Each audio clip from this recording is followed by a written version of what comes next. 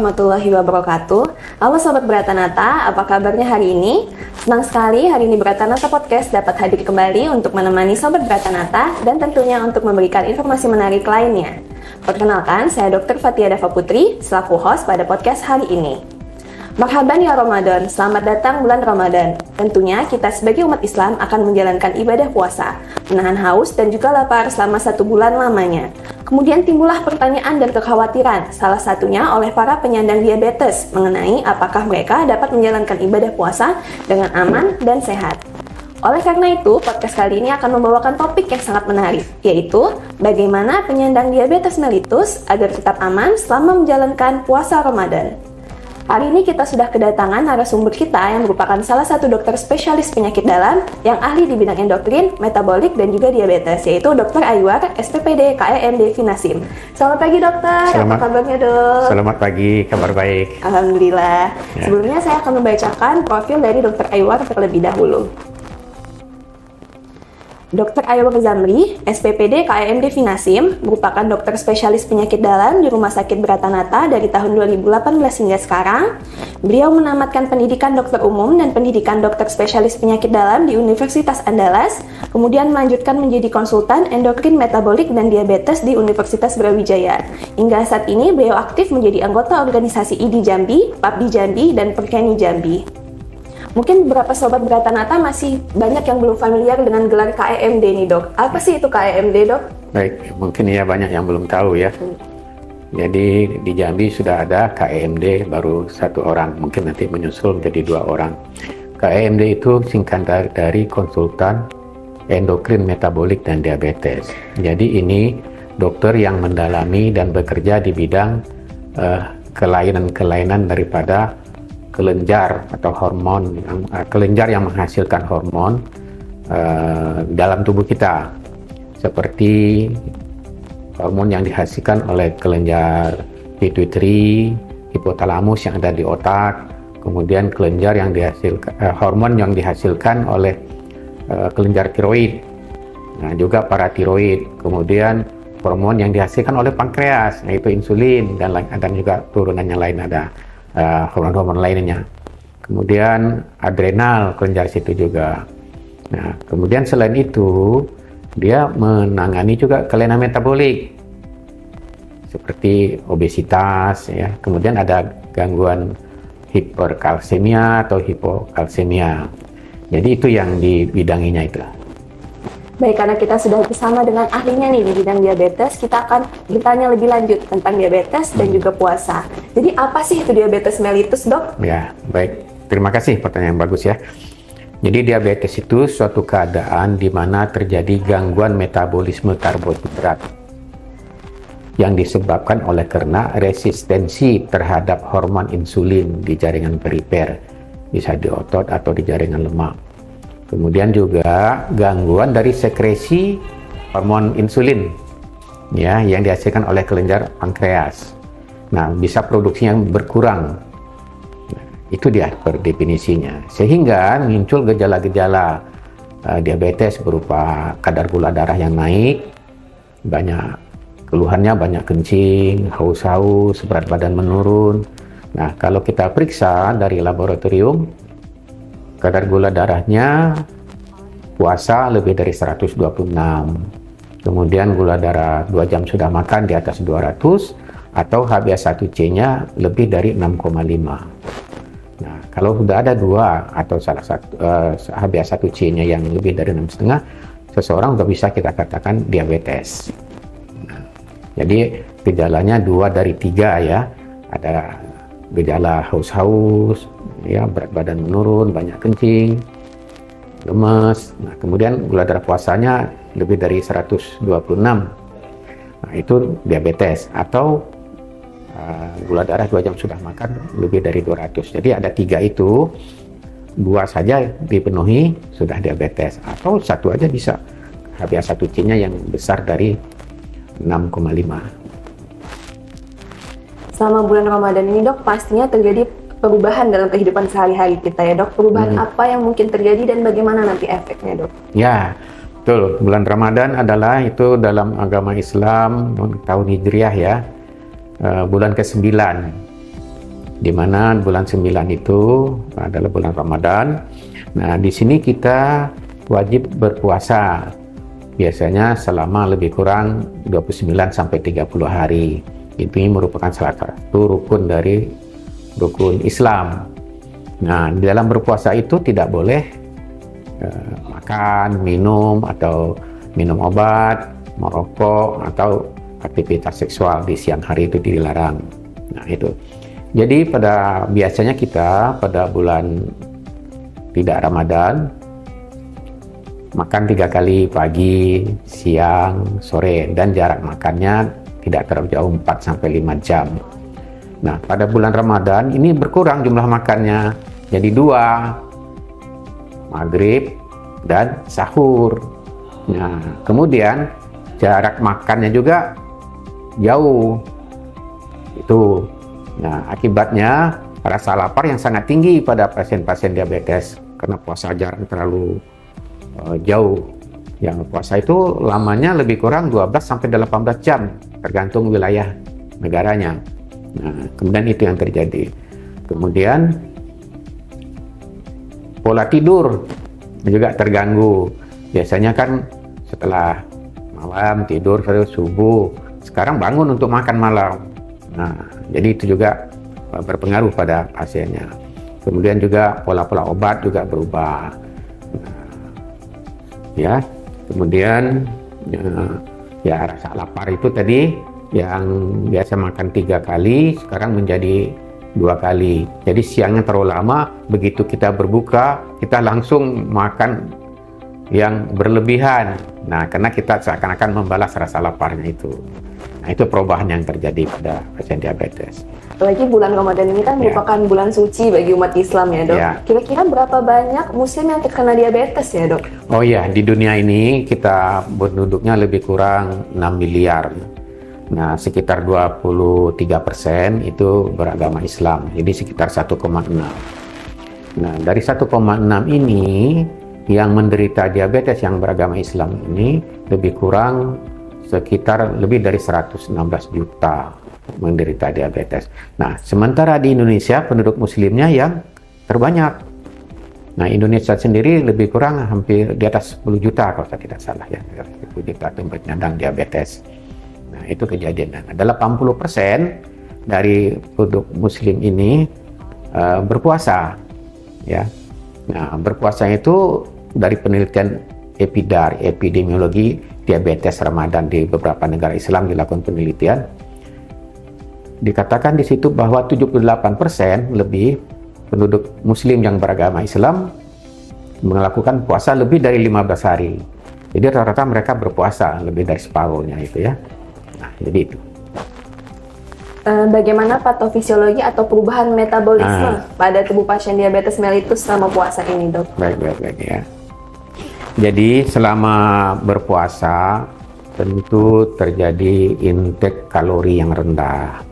Nah, tentu akibatnya kadar gula di dalam darah di siang hari itu menjadi rendah karena dia hanya makan setelah sahur ya, maghrib dan sahur.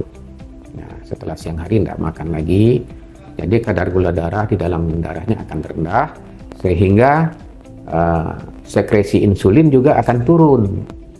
Nah, akibatnya apa? Nah, insulin sekresinya turun sehingga kadar insulin di dalam darah juga akan turun. Sehingga terjadi nanti peningkatan pembentukan asam lemak yang dibebaskan dari sel-sel lemak sehingga terjadi ketosis. Ini juga sebagai sumber energi. Tapi kalau terlalu banyak bisa menyebabkan ketoasidosis. Gitu. Nah, kemudian karena kadar gula darah di dalam tubuh kita itu rendah, tubuh kita itu sendiri membuat pertahanan supaya kadar gula tetap dipertahankan dalam batas normal. Nah, agar tidak kerendahan dengan cara hormon yang melawan insulin itu dikeluarkan oleh tubuh kita, namanya glukagon atau katekolamin. Nah, dia akan bekerja melawan kerja insulin.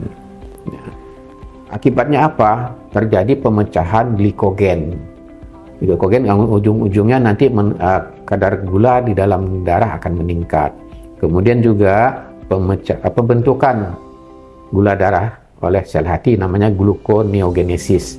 Jadi akibatnya untuk mempertahankan kadar gula dalam darah tetap stabil, maka terjadi hiperglikemia.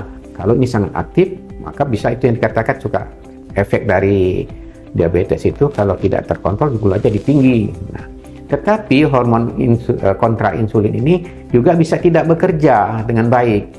Akibatnya tentu gula darah akan turun menjadi hipoglikemi. Makanya salah satu komplikasi dari diabetes yang berpuasa hiperglikemi atau hipoglikemi atau dehidrasi. Nah, jadi itu mekanismenya. Kalau ada perubahan ini dok, jadi bagaimana baiknya persiapan sebelum Ramadan dok bagi para penyandang diabetes ini? Baik, ya betul. Nah ya, jadi persiapannya pasien-pasien diabetes itu harus berkonsultasi biasanya ke dokter sekitar idealnya ya 1 bulan atau 2 bulan sebelum berpuasa. Nanti dokternya itu akan mengedukasi atau melihat dari pasiennya apa-apa saja risiko yang ada pasien tersebut. Apakah pasien ini sangat berisiko tinggi atau risiko sedang. Jadi dilihat di kondisinya. Nah, itu yang akan dicari oleh dokter. Kemudian dokter akan memberikan saran-saran terhadap pasiennya. Apa yang bisa mencegah tidak terjadi komplikasi dari akibat berpuasa pada pasien diabetes. Lagi kalau bulan puasa mungkin pasiennya takut gula darahnya terlalu tinggi atau terlalu rendah ya dok. Ya. Jadi kapan baiknya kita mengecek gula darah pada saat bulan puasa ini dok? Ya, jadi idealnya ya mengecek biasanya kalau tidak bulan Ramadan itu biasa pasien akan disarankan untuk mengecek gula darahnya sebelum sarapan pagi atau masih puasa dan 2 jam setelah makan pagi. Nah, tapi selama bulan Ramadan pasien harus disarankan sering-sering ngecek gulanya. Tapi yang disarankan biasanya setelah sahur ya, sebelum jam 6 itu cek, jam 10, jam 12, jam 3, jam 5 ya.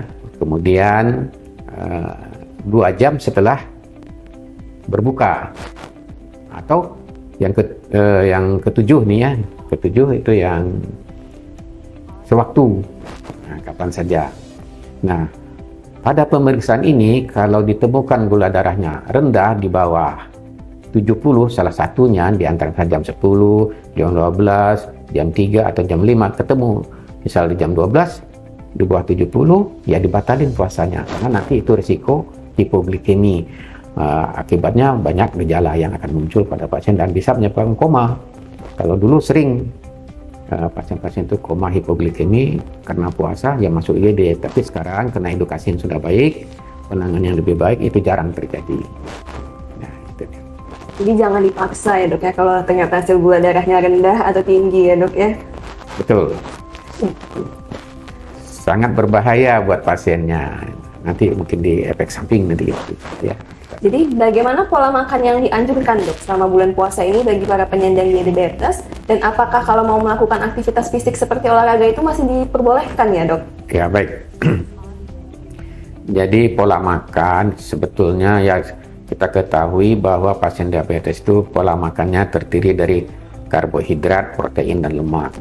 Karbohidratnya 50 sampai 60%. Kemudian kadar lemaknya sekitar 20 sampai 30%, dan sekitar 20 itu proteinnya.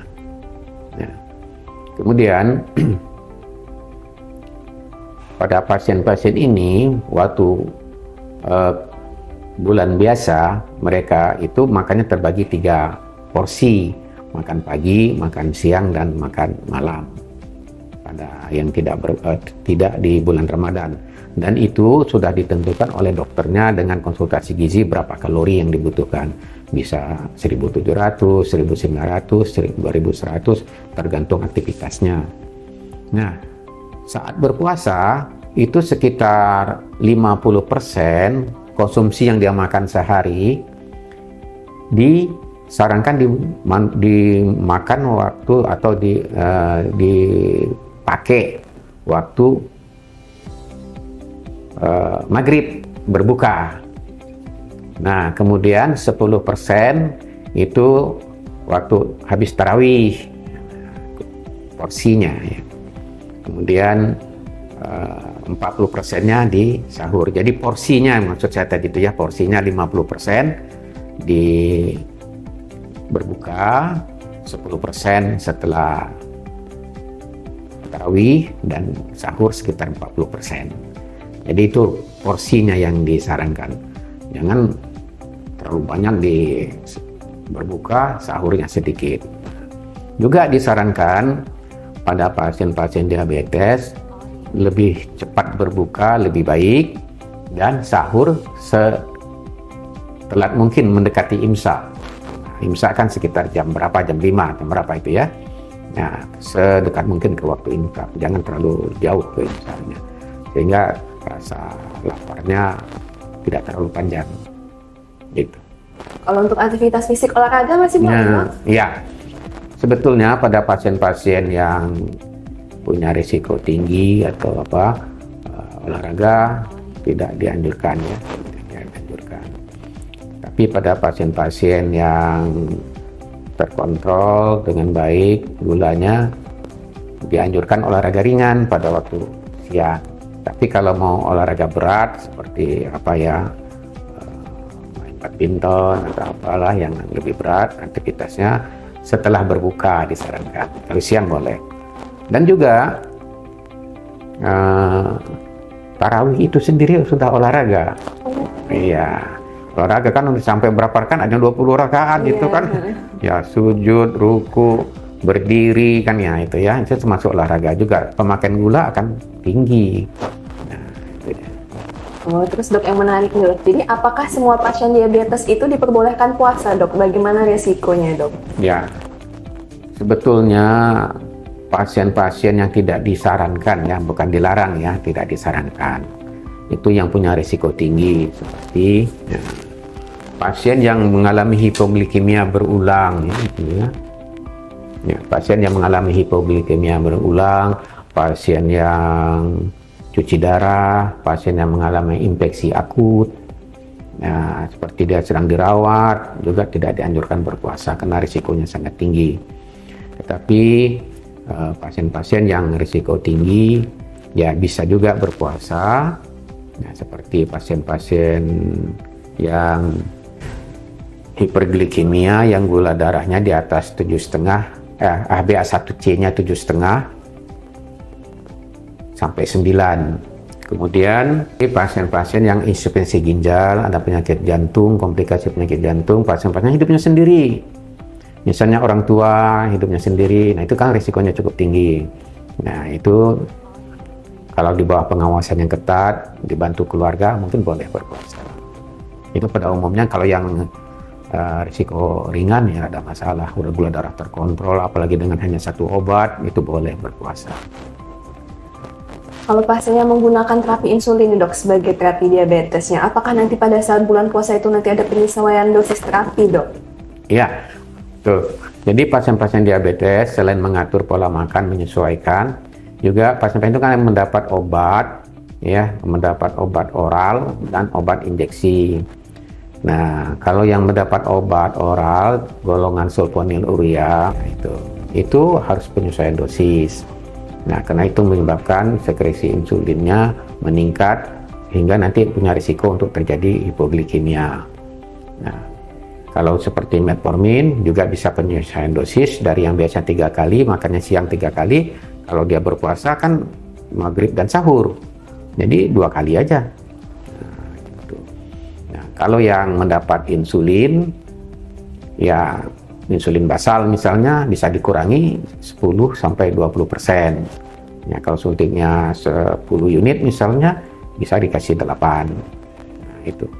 Nah, kalau yang mendapat insulin jangka pendek, nah, biasanya misalnya 3 kali 8 unit insulin jangka pendek sebelum makan.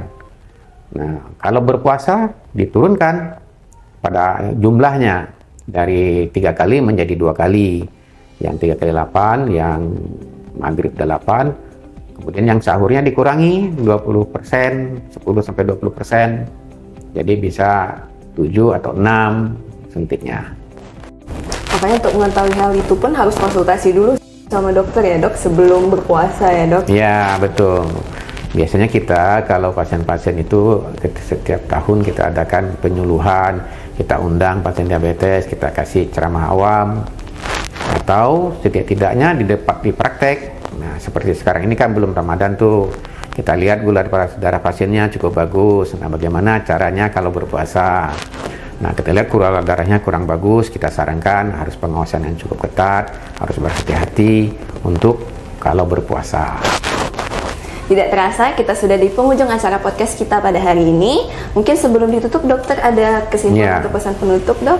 Jadi untuk pasien-pasien diabetes sebelum berpuasa berkonsultasi dulu ke dokternya ya. Kemudian ada penyesuaian dosis. Nah, yang kemudian harus tahu efek buruk dari berpuasa pada pasien diabetes ada 3 seperti saya katakan tadi. Itu yang pertama hipoglikemi ya. Jadi hipoglikemi dengan tanda-tanda keringat dingin, lemes, lapar, kunang-kunang, ya debar-debar. Nah, kemudian kalau muncul gejala itu, kalau punya alat cek glukometer, dicek gula darahnya. Kalau tidak ada, ya batalin puasa. Itu petunjuk bahwa mengalami hipoglikemi. Ya, nah, cara mengatasinya ya batal puasa, minum teh manis, gula pasir 1 sendok makan atau 15 gram, dilarutkan dalam 1 gelas air, kita minum 15 menit kemudian kita cek gula darahnya lagi. Kalau sudah di atas 100, boleh kita makan. Nah itu tanda-tanda dari hipo. Kemudian karena bulan puasa juga pasien diabetes sering mengalami dehidrasi ya. Nah mengalami dehidrasi itu tanda-tandanya tentu haus sekali, lemes ya, kulitnya kering, bibirnya kering ya, lidahnya terasa kering, maka harus batalin puasa ya. Kemudian tanda-tanda ketinggian gula, nah, hiperglikemi, ada petunjuknya. Itu kita temukan sering kencing, nah lemes, tidak konsentrasi. Nah dicek gula darahnya, kalau di atas 300 ya batalin puasanya. Kalau hipo tadi di bawah 70. Nah jadi itu. Nah sebagai tip ya, satu lagi tambahan. Berat badan pasien penyandang diabetes ya, kalau terjadi perubahan berat badannya lebih dari 2 kg, misal menurun atau meningkat 2 kg, itu ada sesuatu yang kurang baik, sahabat hubungi dokter. Kemudian juga pada penyandang diabetes kalau pagi ditimbang berat badannya 60, tetapi setelah sore terjadi penurunan berat badan, misalnya berat badannya 50, setelah sore ditimbang berat badannya kurang 1,5 ya, 3% itu dari 50 berapa itu? 1,5 kilo kan ya. Nah jadi 1,5 kilo itu petunjuk adanya dehidrasi. Nah jadi hati-hati kalau kok turun berat badannya siang ini, itu tanda dehidrasi ya. Juga pasien diabetes itu disarankan mencatat gula darahnya secara rutin. Nah bagaimana gula darahnya ya. Nah jadi sebagai kesimpulan, puasa Ramadan wajib hukumnya bagi yang mampu ya, yang mampu melaksanakan, ini maksudnya yang mampu, kan mampu uang gitu ya, mampu melaksanakan. Nah, kemudian dengan pengawasan yang baik, pasien diabetes itu cukup aman berpuasa. Kemudian panduan yang penting lagi adalah menjaga makanan saat berbuka puasa dan saat sahur. Jadi disesuaikan dengan komposisinya tadi, 50% kita komposisi harian kita sahur, dan 50% berbuka, 40% sahur. Nah 10% sesudah tarawih. Jadi juga sebelum berpuasa itu kan ada perubahan dosis obat atau suntikan. Ini harus betul-betul dipahami oleh penyandang diabetes. Jadi itu salah satu tujuannya untuk mengkonsultasikan ke dokternya ya sebelum melakukan puasa, karena ada perubahan dosis. Sering kita temukan pasien-pasien itu berpuasa ditanya glimepiridnya kapan dimakan, diminum, sahur jawabnya. Nah itu kan berubah, seharusnya tidak sahur, harusnya maghrib. Karena apa? Kalau sahur diminum efeknya masih terasa di pagi hari, jadi kuat efeknya bisa menyebabkan hipoglikemi. Tapi kalau maghrib kita minum itu aman, ada apa-apa pun kita bisa cepat mengatasinya kalau kita boleh makan. Nah itu ya. Nah juga pasien-pasien tadi ingat waspada adanya hipoglikemi, hiperglikemi ya, atau dehidrasi, penting diketahui sehingga pasien bisa menolong dirinya sendiri. Kalau zaman dulu itu sering dalam sudah koma atau pada tidak sadar dibawa ke IGD. Sekarang sangat jarang sekali karena edukasinya sudah cukup baik. Saya rasa itu kesimpulannya yang ingin saya sampaikan. Jadi bagi sobat Bratanata yang mau berkonsultasi masalah diabetes atau mungkin endokrin dan metabolik, boleh datang ke Rumah Sakit Bratanata, bisa ke Dr. Aywa ya dok ya? Ada polinya. Iya, kan kebetulan Dr. Aywa merupakan konsultan di bidang endokrin, metabolik, dan diabetes. Terima kasih banyak sobat Bratanata yang sudah menonton podcast hari ini. Terima kasih banyak Dr. Aywa atas ilmunya dok. Ya, sama-sama, mari. Saya tutup, wabillahi taufiq wal hidayah. Wassalamualaikum warahmatullahi wabarakatuh. Selamat berpuasa bagi penyandang diabetes. Semoga puasanya lancar. Salam sehat.